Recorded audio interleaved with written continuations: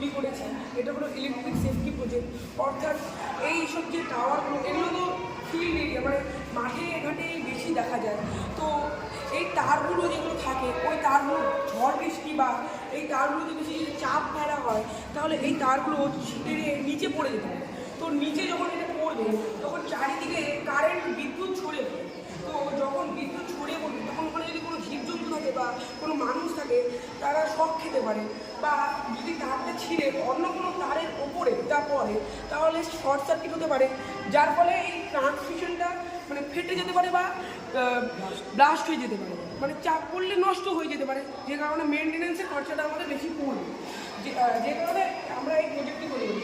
যখনই এই ট্রান্সমিটারে বিদ্যুতের চাপ খুব বেশি পড়বে, তখনই এটা একাকীভাবে মানে নিজে থেকেই অন্য ট্রান্সমিশনে এই পাওয়ারটা মানে চাপটা টোটালি ইকুয়ালি ডিস্ট্রিবিউট করে দেবে, যাতে জিনিস নষ্ট হবে না এবং আমাদের মেনটেন্যান্সের খরচাটাও পড়বে। এটা এখন আমরা করে দেখাবো। দেখাও।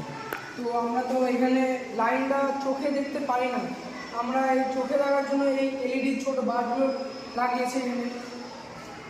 তো অন করছি প্রজেক্টটা আমাদের। একটা ট্রান্সমিটারে ট্রান্সফার হলো। এবার আচ্ছা, ওই ডিসপ্লেতে কি দেখাবে? ডিসপ্লেতে যেহেতু আমাদের এখানে এসি ভোল্ট থেকে ডিসি ভোল্টে ট্রান্সফার হচ্ছে, তাই আমাদের এখানে ছোট মিটারের জন্য আমরা এখানে ডিসপ্লেতে কোনো নাম্বার উঠছে না, কারণ এটা এসি ভোল্ট থেকে ডিসি ভোল্টে হচ্ছে। এটা 12 ভোল্টের কারণ এটা এসি ভোল্ট মিটার, তো তাই এটা ডিসি ভোল্ট দেখাচ্ছে না। যদি এটা ডিসি ভোল্ট হতো তাহলে এটা নাম্বার শো করতো।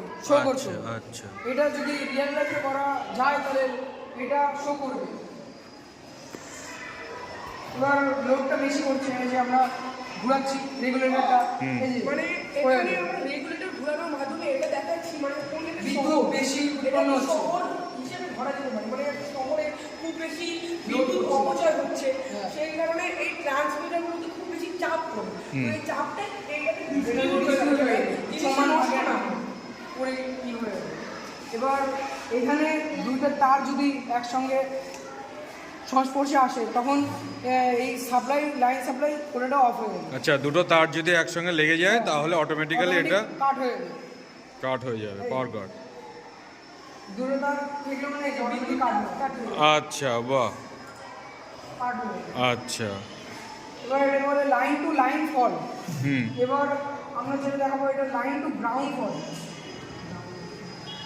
এই প্রজেক্টটিতে যখনই কোনো তার ছিঁড়ে মাটিতে টাচ হবে, যেমন বন্যার সময় যদি কোনো তার ছিঁড়ে জলে পড়ে যায়, তখন ওই জল তো গোটাটাই জল তো তৈরিতে শুরু করে দেয়, তাই ওখানে চারিদিকে কারেন্ট ছড়িয়ে পড়ে, যে কারণে অনেক মানুষজন মারা যায়।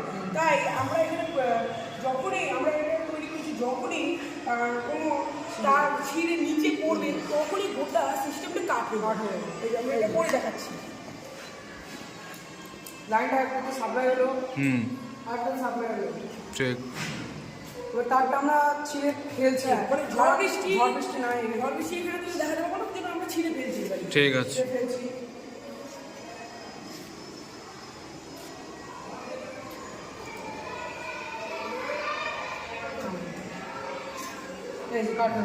বাহ। কারণ তারের ওয়েটটা কম, এখানে রিয়েল লাইফে যদি এটা করা হয় তাহলে লাইন কাট হয়ে যাবে অটোমেটিক্যালি, যেমন এখানে কাট হয়ে গেল সেইভাবে কাট হয়ে যাবে। তো এখানে তারের ওয়েটটা কম।